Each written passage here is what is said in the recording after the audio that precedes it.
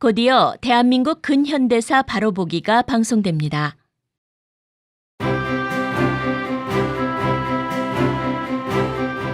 안녕하세요.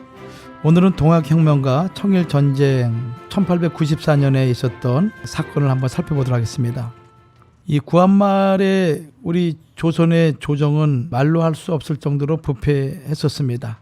이 부패를 틈을 타서 일본은 조선 침투를 아주 구체적이고 계획성 있게 진행해 오는데, 무엇보다도 일본 세력이 깊이 침투하게 된 직접적인 계기가 있었습니다.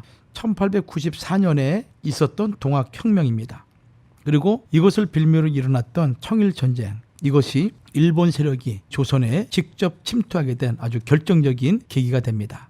동학혁명은 가보년에 일어났다 해서 가보농민운동, 또 가보농민전쟁이라고도 부르기도 합니다.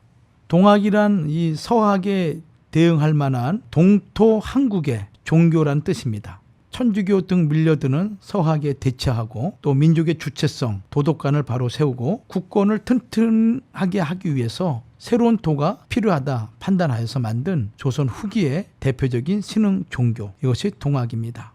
동학은 1860년이죠. 경주 사람 최재우에 의해서 창도가 되었고, 최재우는 서자 출신으로서 조선에서는 출세할 수 없는 신분이었습니다. 그는 20세부터 10년간 전국을 다니면서 서민들의 아픔을 보고 배우게 되죠. 그래서 유성룡의 양명학과, 허균의 평등사상의 영향을 받게 되고, 그래서 사람이 곧 하늘, 인내천이라는 사상을 전개하면서 당시 양반들에게 착취와 극심한 학대를 받았던 평민과 노비들에게는 구세주와 같았던 그런 인물이었습니다. 이 동학혁명의 결정적인 계기는 전북 고부군수 조병갑의 부정부패와 동학교도 탄압 사건으로 일어나게 되죠. 그 당시 전봉준은 1894년 2월 15일 조병갑의 부정부패에 저항을 하게 되고 고부간청을 점령하게 됩니다.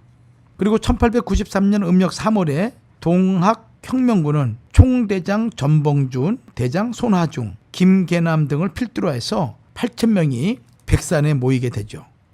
그리고 조선 정부군과 대항하여 승리한 이후에 그 여세를 몰아서 4월 27일 전주성에 무혈 입성하게 됩니다.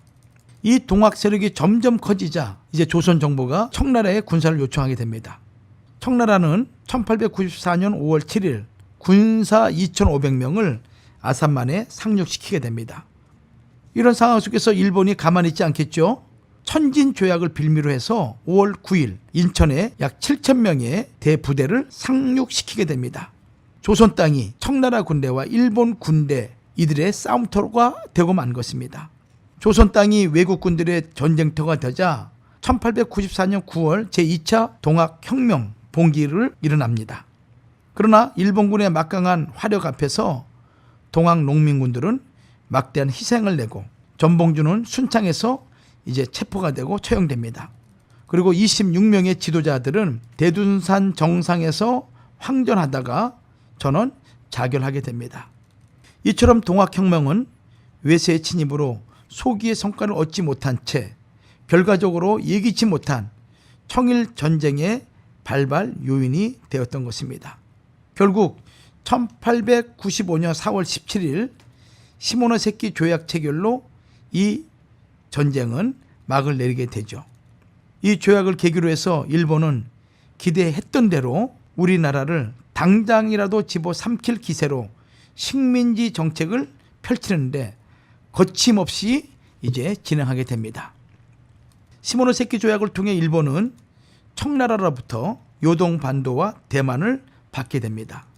또 청나라의 간섭이 사라진 조선 땅에 대하여서는 단독 지배권을 확보하게 되죠. 요동과 일본 본토 사이에 갇힌 조선의 운명, 급전직하의 위기로 치닫게 되었고, 일본은 한반도를 그 세력권에 넣어 만주 침략의 교두보를 확보하게 됩니다. 그리고 중국 대륙 진출에 기반을 다지게 되죠. 청일전쟁이 조선에 초래한 결과는 조선이라는 국가가 붕괴 그 자체를 가져오게 되었습니다. 이것이 동학혁명을 통한 청일전쟁의 결과임을 우리가 살펴봤습니다. 다음 이 시간에 다시 또 찾아뵙도록 하겠습니다. 감사합니다.